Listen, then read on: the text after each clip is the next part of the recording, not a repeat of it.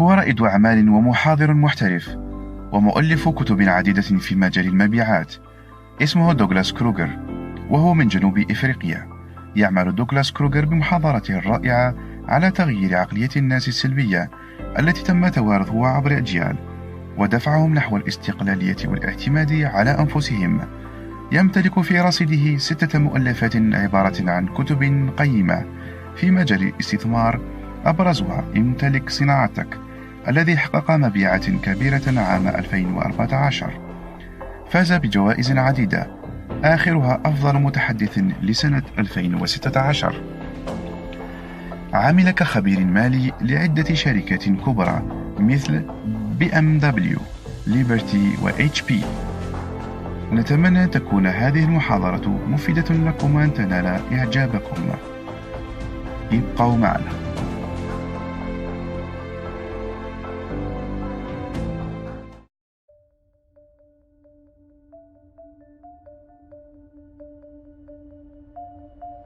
The only information that I put on Facebook was, there has been an accident between a Golf and a Ferrari. That's it. We don't know who was wrong. We don't know if it was the Golf driver who made the mistake. We don't know if a dog didn't run across the road and caused this thing. But what was interesting is it showed up a belief system that most of us don't even know we have. It's a bias against the rich.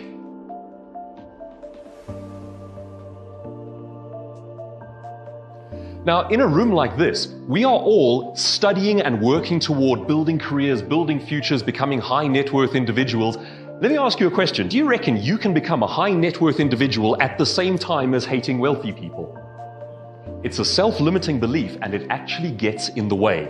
But what's fascinating is that the kind of thinking that is handed down to us from generation to generation is invisible. And I'm not the only person who's actually seen this in motion. Anybody here watch Top Gear? Yes, yeah, absolutely. Jeremy Clarkson says, in the United States, you watch a person drive by in a Bentley, and the reaction is, one day I'll be in one of those. And he says it's different in Britain. He says in Britain, you watch a guy drive past in a Bentley and you say, one day I'll have him out of that. That's a bit more sinister, isn't it? A little bit darker.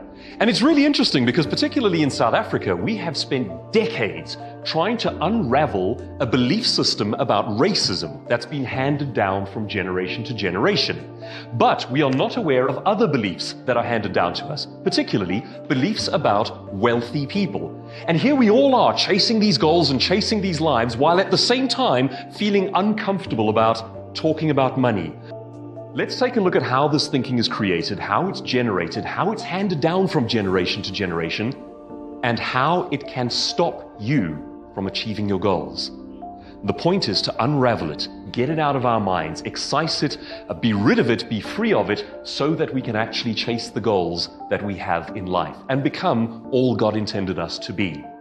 In my family, if you go back 2 generations to my grandmother, she used to work at an English manor house in Manchester. Has anyone here ever watched the show on TV, quite a mature show called Downton Abbey? The basic idea is you've got 2 sets of people.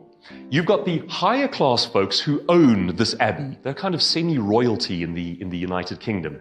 Then you've got the people downstairs who run everything. They do the cooking, they do the sweeping, the cleaning. It's the staff. My grandmother was part of the manor house, but she was not the people upstairs. She was the people downstairs. She was one of the maidservants who helped to keep this manor house clean.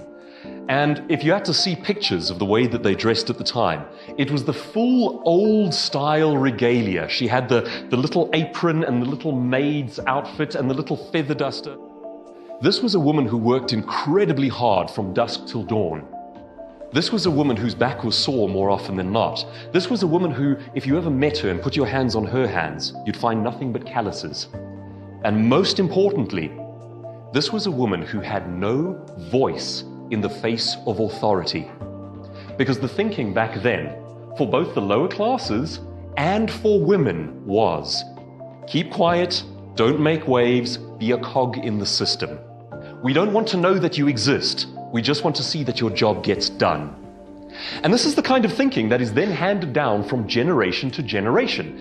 And what's interesting is that when my dad came along, my grandmother was looking for the best advice she could possibly give to him about work and wealth and how to make your way in the world. She went rummaging around in her mind and she came up with this gem, and it was the advice she gave to my dad. She said, "My son, get a trade. That way you will never starve to death."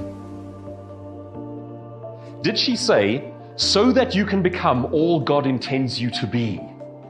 Is it so that you can let your light shine, so that you can become wealthy, so that you can achieve goals? No, it's so that you never starve to death. The thinking comes from a place of desperation.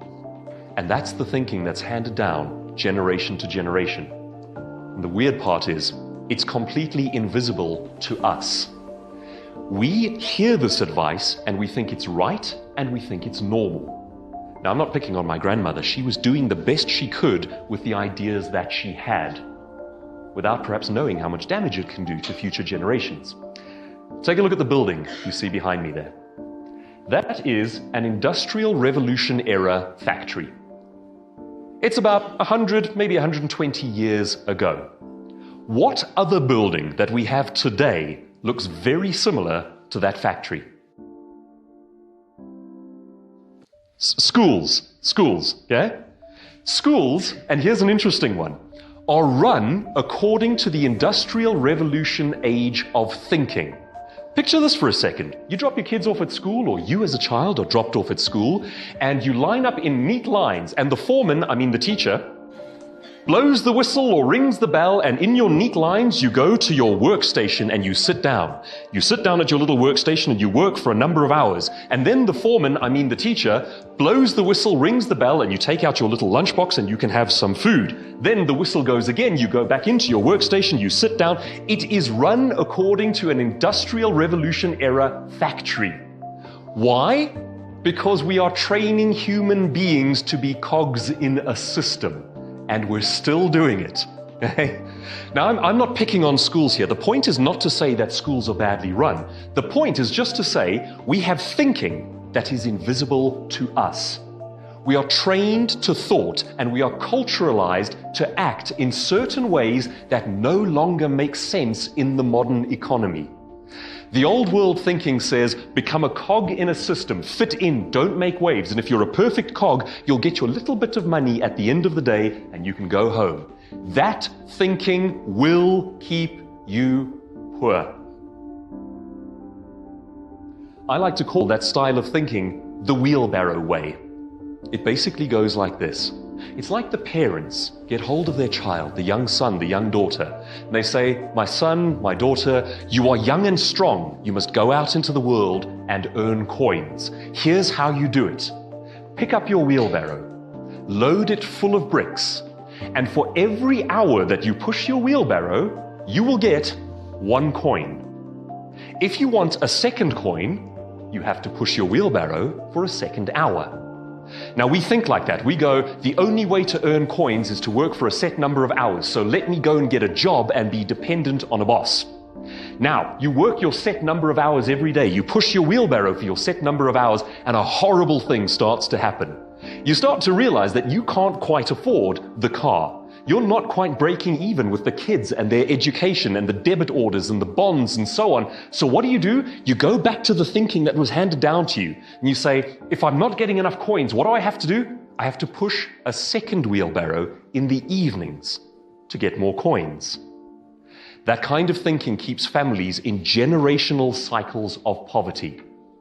If you take nothing else away from today, this is the one principle that is the most important. Do not tie your earning to the number of hours you work. You've got to separate those two. The wealthy person's epiphany, the way of breaking out of this idea is this. Dump the bricks in your wheelbarrow. Get rid of them. Load your wheelbarrow up with gold. In other words, for every hour that you push that wheelbarrow, you need to raise the value of your work. Earn more coins per hour, not work more hours in order to get more coins.